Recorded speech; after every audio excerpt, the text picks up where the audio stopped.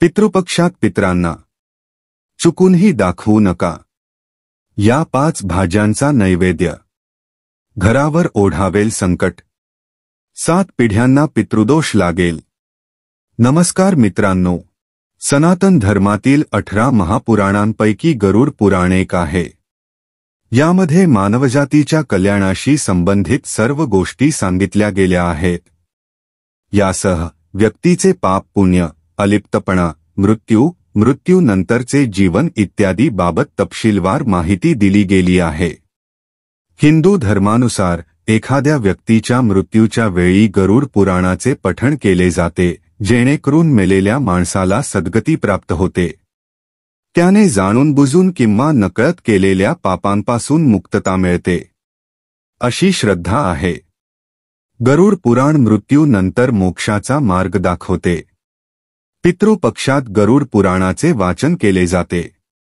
त्यात म्हटल्यानुसार केवळ श्राद्धविधी केल्यानेच पितरांचा आत्मा तृप्त होतो असे नाही, तर व्यक्ती हयात असताना देखील काही चुका टाळल्या तरच गेलेली व्यक्ती संतुष्ट होऊन या काळात आशीर्वाद देऊन जाते। म्हणून श्राद्धविधी बरोबरच दिलेल्या गोष्टींचे पालन करा। गरुड पुराणात भगवान विष्णूचे वाहन गरुड आणि श्रीहरी यांच्यातील संभाषणाद्वारे लोकांना भक्ती, पुण्य, त्याग, तपश्चर्या, वैराग्य इत्यादी बद्दल सांगितले गेले आहे। मृत्यूनंतर त्या व्यक्तीचे काय होईल हे देखील यात म्हटले आहे। यासाठी त्याचे कर्म जबाबदार कसे असेल आणि त्या व्यक्तीने काय टाळले पाहिजे याचीही माहिती दिली आहे। पैकी 5 गोष्टी भाज्या नैवेद्यात कधीही करू नयेत, अन्यथा मृत व्यक्तीचा आत्मा पिंडाला शिवत नाही आणि पिंडदान करणाऱ्याला आशीर्वादही देत नाही। 1. कंदमुळ खाऊ नका। हिंदू धर्मानुसार जमिनीखाली तयार होणाऱ्या भाज्यांचं अर्थात कंदमुळांचं सेवन पितृपक्षात करू नये। कंदमुळांमध्ये बटाटा, मुळा, रताळी यांसारख्या भाज्यांचा समावेश होतो। श्राद्धाच्या जेवणात देखील कंदमुळ असू नये।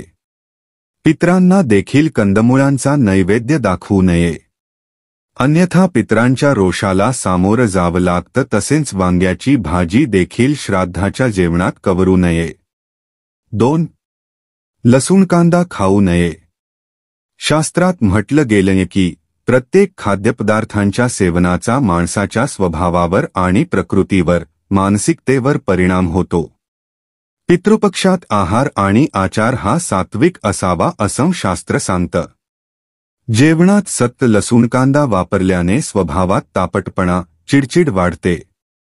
शास्त्रानुसार धार्मिक विधीसाठी तयार होणाऱ्या जेवणातही कांदा लसूण यांचा वापर निषिद्ध आहे, म्हणूनच पितृपक्षात कांदा लसूण खाणं टाळावं।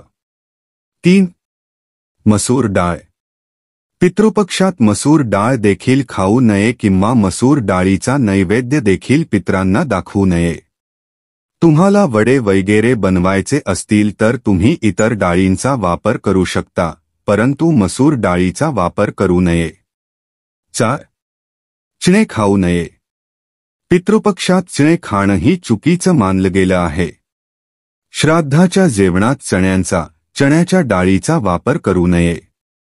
पितृपक्षात चण्याच्या डाळीची आमटी, चण्याच्या पिठापासून बनलेली मिठाई किंवा चण्याच्या पिठापासून बनलेले पदार्थ खाणं टाळावं। 5. मांसाहार आणि दारूचं सेवन टाळावं। हिंदू धर्मातील प्रथेनुसार पितृपक्षात मांसाहार किंवा अंड खाणं पूर्णपणे वर्ज्य आहे। दारू पिणं, विडी सिगारेट ओढणं, तंबाखू खाणं या गोष्टीही पितृपक्षात निषिद्ध आहे। त्यामुळे हा नियम पाळावा, अन्यथा घरावर संकट ओढावतात। अशा प्रकारे ह्या 5 भाज्या चुकूनही नैवेद्यात बनवू नका, नाहीतर पितृ उपाशी राहतील, पितृदोष लागेल। मित्रांनो, हा व्हिडिओ आवडला असेल तर आपल्या मित्र-मैत्रिणींसोबत तसेच नातेवाईकांसोबत शेअर करा। चॅनेलला सबस्क्राईब करा, लाईक करा। धन्यवाद।